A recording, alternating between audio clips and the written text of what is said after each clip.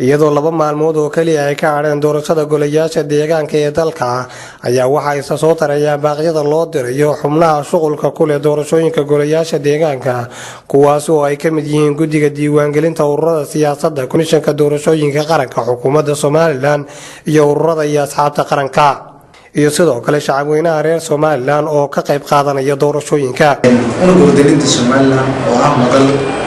wadaniyadeed ay ku boobeen ardayda jaamacadaha ee ka barata dalka Jamhuuriyadda Somaliland waxa uu ka shaqeeyaa wadaniyada iyo horumarinta wacyigelinta bulshada iyo adkeynta nabadgelyada baaqa maanta dirayno ama shir saxaafadeedka maanta dirayno waxa uu daaran yahay oo ku saabsan yahay doorashada baaqyadani ayaa inta badan waxaa ku kaliyeystay madax dhaqameedka ururada bulshada rayidka iyo waxgaradka bulshada kuwaasi oo eegaya laba muhiimadood oo ay doorashadani u leedahay qabsoomideedu dalka doorashadani oo inteeda badan ah mid xasaasi ah ayaa waxay huwantahay laba ujeedo oo muhiim ah kuwaasi oo kala inay musharaxiinta golayaasha deegaanka ee gobolada iyo degmooyinka dalku ay u soo baxaan jagooyinka ay u tartamaan ururada Somaliland ee haatan u tartamaya doorashooyinka ay u soo gudbi doonaan saddex ka mid ah in ay noqdaan saddexda xisbi qaran ee 10 sano ee soo socda ku loolami doona hoggaanka dalka unugga wadaniyada Somaliland oo ka mid ah ururada bulshada rayidka ee ka shaqeeya wadaniyada iyo la dagaalanka qabyaaladda ayaa waxay maanta shir jaraa'id oo ay ku qabteen xaruntooda magaalada Hargeysa waxay baaq tafatiran ugu soo jeediyeen xukuumadda Somaliland komishanka doorashooyinka guddiga diiwaangelinta ururada siyaasadda iyo asxaabta qaranka bahda saxaafadda iyo bahweynta reer Somaliland kuwaas oo ay ugu baaqeen inay ilaaliyaan nabadgelyada iyo kala dambeynta dalka unugga wadaniyada Somaliland sidoo kale waxa uu baaqoodan u soo jeediyay howlwadeennada komishanka doorashooyinka iyo ardayda jaamacadaha ee ka qayb galaya ka shaqeynta doorashooyinka golayaasha deegaanka ee dalka waxaana ay ugu baaqeen inay si cadaalad iyo dhexdhexaadnimo ku jirto ay ugu garsooraan ururada siyaasadda iyo musharaxiinta u tartamaya jagooyinka dowladaha hoose ee dalka gudoomiye ku-xigeenka ururka wadaniyada Somaliland mudane Cabdirasaaq Jaamac oo baaqani u akhriyay saxaafadda ayaa sheegay in ay maanta baaqani u dirayaan xukuumadda Somaliland iyo komishanka doorashooyinka qaranka guddiga ururada iyo asxaabta qaranka saxaafadda madaxa bannaan iyo shacabweynaha reer Somaliland kuwaasi oo saameyn ku leh doorashooyinka golayaasha deegaanka ee dalka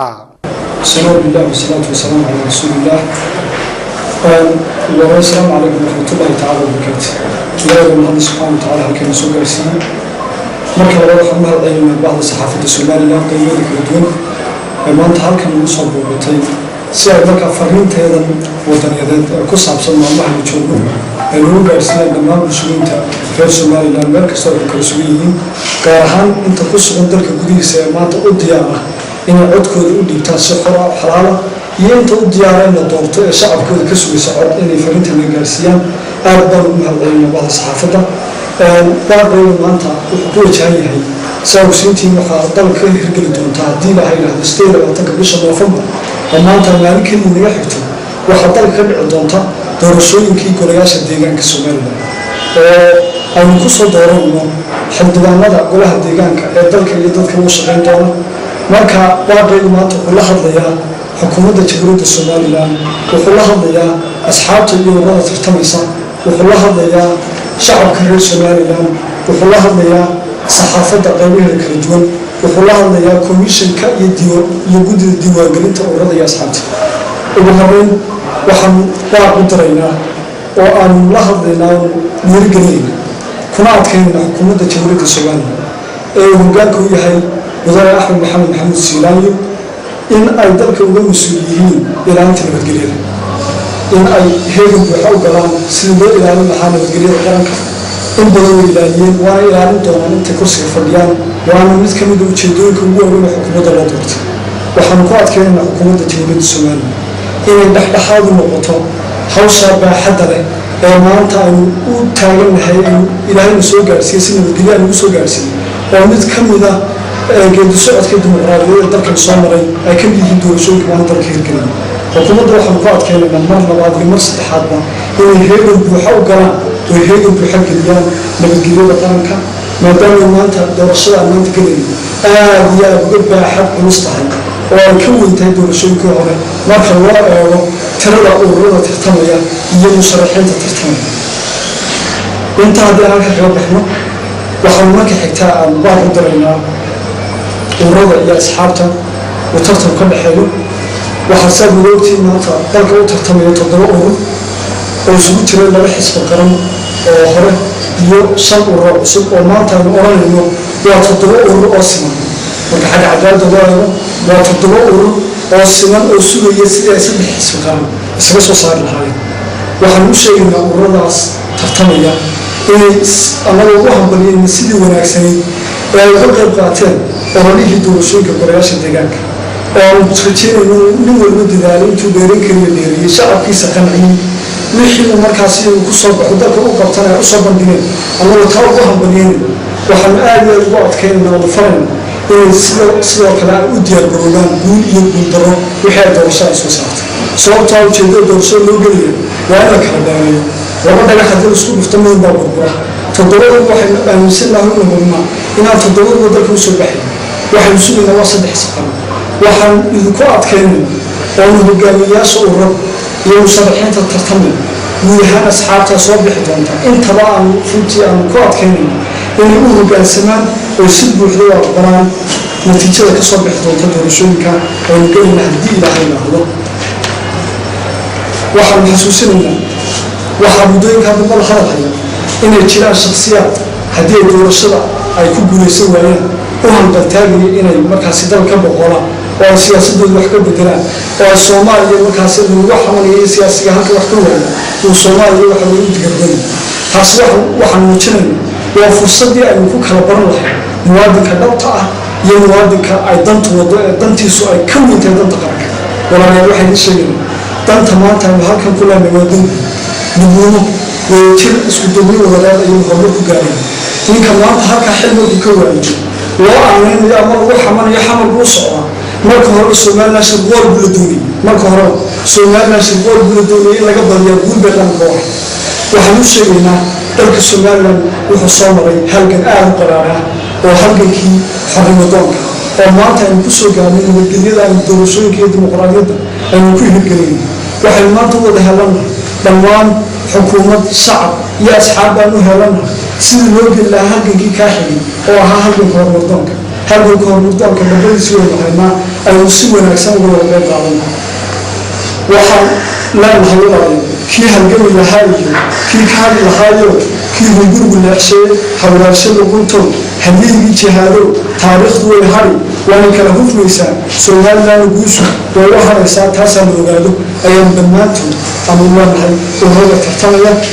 waxaan mar kale aan baaqayga u diraynaa komishinka doorashooyinka qaranka iyo guddiga diiwaangelinta ururada iyo asxaabta ummadda waddanida Soomaaliya. waxaan u baaqayaa oo baaq u dirayaa komishinka iyo guddiga diiwaangelinta inay sinaan iyo cadaalad ugu garsooraan ururada tartamaya. waxaynu xasuusinaynaa inay kitaabka qur-aankaa gacanta saareen oo ay ku dhaarteen inay sinaan iyo cadaalad ugu adeegi doonaan qaranka jamhuuriyadda Soomaaliya. sidaas darteed walaalayaal aakhiriya adduunka waxaa sharaf ku leedihiin oo sharaftiina iyo horumarkiina guushiina ay ku jirtaan inaad dalka iyo dadka ugu shaqaysaa sinaan iyo cadaalad. waana ujeedadii ay dadku idinku tiirsadeen lagu soo doorteen. waxaanu hambalyo ugu daraynaa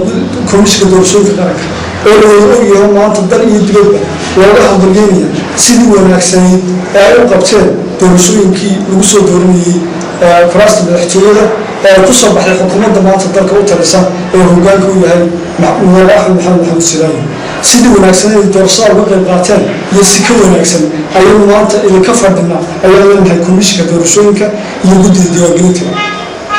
waxaanu baaq kale u daraynaa saxaafadda Soomaaliya. walaalayaal saxaafaddu waa lafdhabarta in qaran ka dhismi karo ama ka duwi karo. saxaafaddu waa dalka tiirisa ee horumarisa ee dhiirigelisa ee hore u socodsiisa ama duwin karta. sida ay ugu xoolaan saxaafadda Soomaaliya muwaadin saxafi qaran dalka jamhuuriyadda Soomaaliya ugu hiili qaranka iyo qoraalka oo wax kasta ka horeysay danta guud iyo midnimada muwaadiniinta jamhuuriyadda Soomaaliya. saxaafadda Soomaaliya waxaan xasuusinaynaa maqaal ama war ay qoraan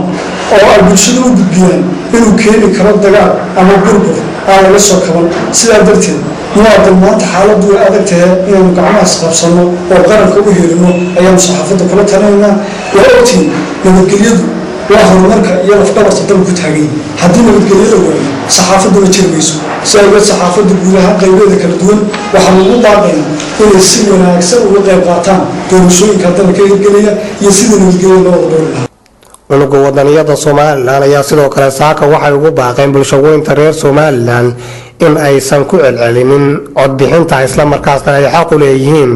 hal codbixin oo kaliya mar kale waa kan gudoomiye ku-xigeenka unuga wadaniyada Somaliland oo arrimahaasi ka hadlaya waxa kale ugu dambeyntii aan la hadlaynaa shacabka jamhuuriyadda Somaliland ee u diyaar maanta inay u codeeyaan ama ay soo doortaan ururada ay ugu talagaleen inay asxaab u soo baxaan ama musharaxiinta ay u gartaan inay dantooda iyo danta guud ee qarankaba ay horumarin karaan ayaan la hadlaynaa shacabka waxaan ka codsanaynaa inay ilaaliyaan nabadgelyada kana fogaadaan qabyaaladda rabshadaha musuqa doorashada maadaama ay dad badan oo shacabka ka mid maanta u heleeyihiin ilaha qaltaagan sidii ay ugu celcelin lahayn doorashada waxaan leenahay waa musuqmaasuq doorashada yaa musuqmaasuq cadaalad baynu u baahannahay si aad u cadaalad u hesho waa inaad shacabka ka cadaaladda samaysaan oo hal cod baad xaq u leedahay halkaaga cod si xalaala oo xor ah u dhiibo waxaan leenahay sidaas darteed jiritaanka Somaliland jamhuuriyadda Somaliland ayaa nagala qiimo badan wax kasta hadday noqoto xisbi hadday noqoto urur reer iyo xildhibaanba haddaba muwaadin ku codeyn nabadgelyo waddankaagana ilaasho ballanteenu waa inuu aqbalno dhammaanteen natiijada ka soo baxda doorashada waayo waxay iminkan qadaad yaryar soo bixi karaan doorashada banaani bay nahay ma dhamaystirin waxaase mar walba ogsoonaanayna oo aanu ku kalsoonnahay oo aanu maanka ku haynayna in guddiga ama komishinka doorashooyinka qaranka iyo guddiga diiwaangelintu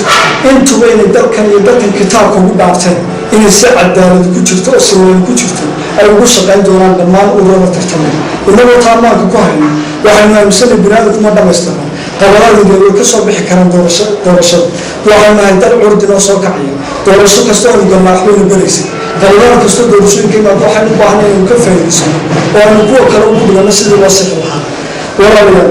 aynu ka horreysiino danta qaranka aynu ka horreysiino danta shacabka danta xisbiyada danta shaksiga aynu ka horreysiino danta qaranka dhammaantiin waxaan ku baaqanay shacabka meel kastoo ay ka codanayaan inay codkooda si nabadgelyo ay u dhiibtaan inuu qof waliba halkiisa mas-uul ku yahay inuu qof waliba u ilaaliyo nabadgelyada inaad laymankaa usoo kala haysaan ee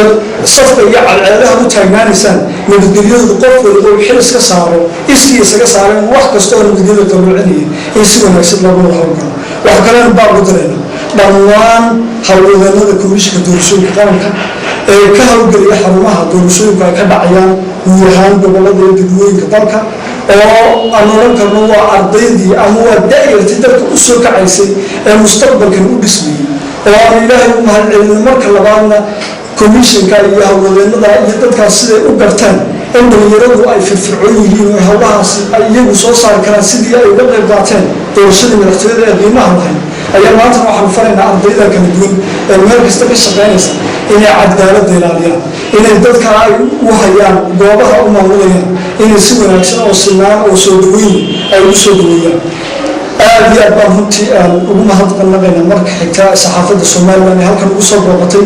guud ahaan waxaan leenahay ogsoonin muwaadin waxaan dawlad ku leenahay wadajir iskaashi ilaalinta ammaanka qarankeena taasoo hormuud ay u noqon karaan dhalinyarta reer Somaliland ilaahay waxaa ka rajeynaya in doorashadaasi si wanaagsan inuu hirgeliyo in dhammaan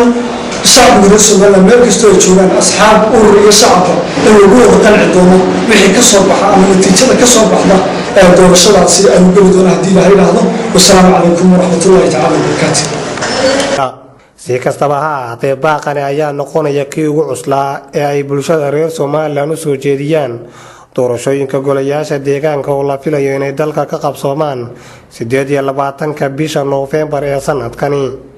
unuga wadaniyada Somaliland ee Somaliland Nationalism selna waxa uu noqonayaa unugii ugu baaqa ballaarnaa ee bulshada reer Somaliland u soo jeediya baaqii ugu cuslaa ee abid soo mara doorashadani